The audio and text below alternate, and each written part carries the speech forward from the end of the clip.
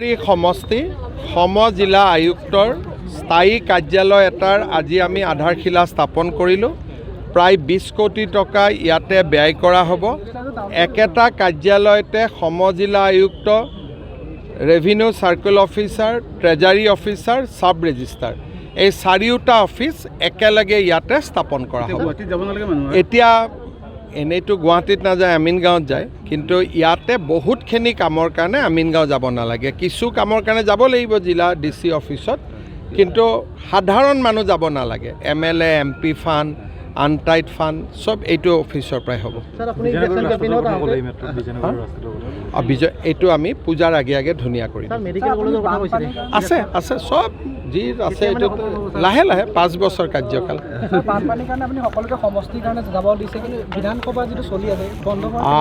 ইমান চব জেগাতো বিধায়কৰ সমষ্টিত বানপানী হোৱা নাই। 12-13টা সমষ্টিতে হৈছে, তেওঁলোক নাথাকিলেও কোৰাম থাকিবই।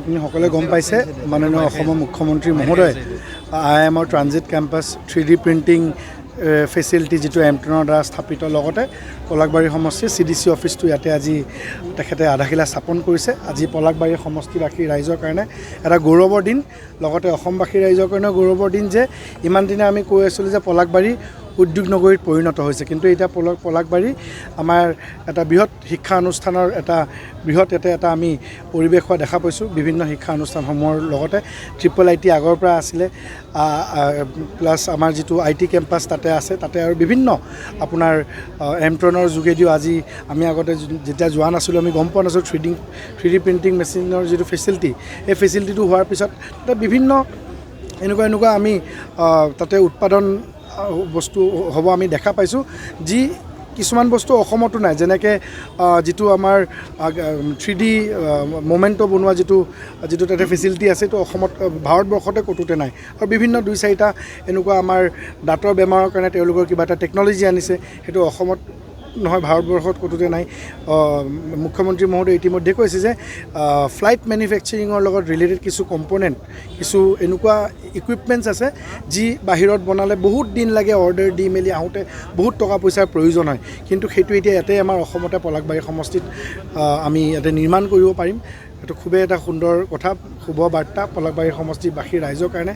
আমি মুখ্যমন্ত্ৰী মহোদয়ক তথা ভাৰতবৰ্ষৰ প্ৰধানমন্ত্ৰী মাননীয় নৰেন্দ্ৰ মোদী ডাঙৰীয়াক আমি ধন্যবাদ জনাইছোঁ যে পলাশবাৰীৰ নিচিনা এটা জেগাত এনেধৰণৰ আমাক বিভিন্ন ভাল বস্তু আমাক প্ৰদান কৰিছে। IIMৰ ইতিমধ্যে কৈছে যে 575 বিঘা মাটি ইতিমধ্যে চৰকাৰে IIMক দিছে। আজি টেম্পৰেৰী কেম্পাছ শুভ উদ্বোধন কৰা হৈছে। আৰু টেম্পৰেৰী কেম্পাছতো যিটো 3টা কোৰ্চৰ লাৰ্ণিঙৰ কাৰণে যিখিনি হোষ্টেল ফেচিলিটি লাগিছে, অলপমান শ্বৰ্টেজ আছিলে। মানে মুখ্যমন্ত্ৰী মহোদয় অৱগত হোৱাৰ পিছত সেই শ্বৰ্টেজটো আগন্তুক 1-1.5 বছৰৰ ভিতৰত পূৰণ কৰি যাতে ফুল ফ্লেজেড যিটো তেওঁলোকৰ ফুল ফ্লেজেড ষ্ট্ৰেন্থত 2টা বছৰ চলিব পাৰে। আৰু মুখ্যমন্ত্ৰী মহোদয়ে কৈছে যে 3 বছৰৰ ভিতৰত IIMৰ নতুন কাম সম্পূৰ্ণ হ'ব।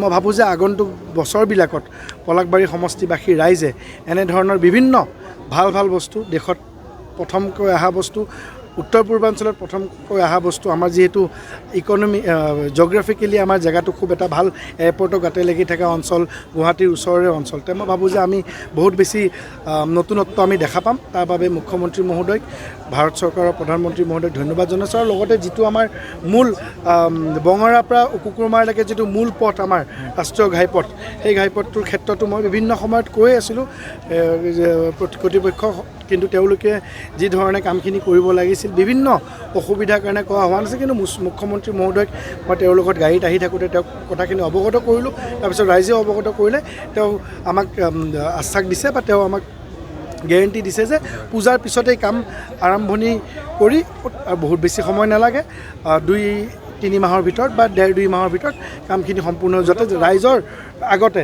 ৰাইজৰ যাতায়াতৰ ক্ষেত্ৰত ক্ষমা কৰিব, দুৰ্গা পূজাৰ আগতে অক্টোবৰ মাহৰ আগত ৰাইজৰ যাতায়াত কৰাৰ ক্ষেত্ৰত যাতে কোনো অসুবিধা নহয়।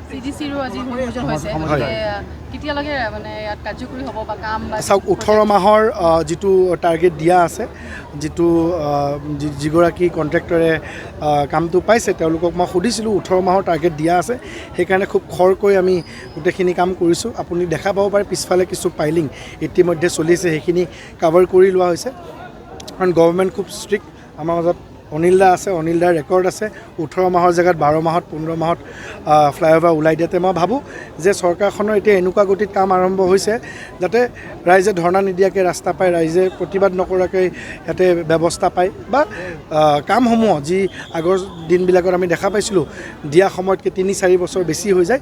মই কণ্ট্ৰেক্টৰজনক আগতেও কৈছোঁ, আজি পুনৰবাৰ আমি অনুৰোধ জনাম যাতে দিয়া সময়ৰ ভিতৰত যিখিনি নিৰ্ধাৰিত সময়ৰ ভিতৰত ৰাইজৰ বাবে যাতে এই কাৰ্যালয়টো খুব সোনকালে মুকলি কৰি দিবলৈ পাৰে যাতে ৰাইজৰ সুবিধা হয়।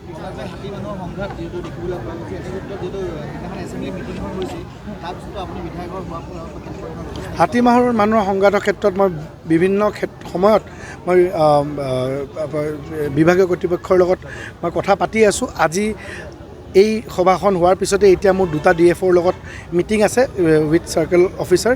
আমি পুনৰবাৰ এটা মাছ ড্ৰাইভ কৰিম। বিভিন্ন পৰিস্থিতিৰ কাৰণে বাৰিষা বতৰৰ কাৰণে আমি হাতীখিনিক খেদি পঠিয়াব পৰা নাই। মাননীয় মন্ত্ৰী মহোদয়ৰ লগত যেতিয়া আমি সেইদিনা এছেম্বলিত কথা পাতিছিলোঁ, অসমৰ বিভিন্ন বিধায়ক আছিলে, আমি কথা এইটোৱে পাতিছিলোঁ যে আমি সমস্যাটো স্থায়ী সমাধান কৰিব লাগে।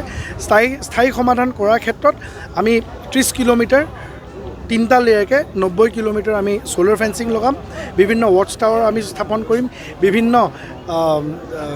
অসমৰ মাটিৰ সিফালে মানে মেঘালয় বৰ্ডাৰৰ ফালে আমি বিভিন্ন হাতীৰ খাদ্যৰ আমি খেতিকে আদি কৰি আমি যিখিনি এক্সিট পইণ্ট আছে সেইখিনিতে আমি লাইটৰ ব্যৱস্থাকে আদি কৰি মই ভাবোঁ যে আগন্তুক 3-4 মাহৰ ভিতৰত পলাশবাৰী সমষ্টিত হাতীৰ সমস্যাটো 100% নাইকিয়া নহ'লেও 80% নাইকিয়া হৈ যাব। খালি মই ৰাইজক আপোনালোকৰ জৰিয়তে আহ্বান জনাইছোঁ যাতে এই 2-3টা মাহ যিহেতু বাৰিষাৰ সময় আমাক অলপমান সহযোগ কৰে আৰু যিখিনি ক্ষতিপূৰণ আছে ইতিমধ্যে আমি প্ৰায় 2025 চনৰ পৰা কিছু ক্ষতিপূৰণ বাকী আছিলে, আমি এটা লটত বিধানসভা শেষ হোৱাৰ পিছতে এটা লটত প্ৰায় আমি 150 পৰিয়ালক একেলগে ক্ষতিপূৰণ দিয়া এটা আমি আনুষ্ঠানিকভাৱে আমি এটা অনুষ্ঠান লৈ আমি একেৰাহে আমি সকলোকে ক্ষতিপূৰণ দিম।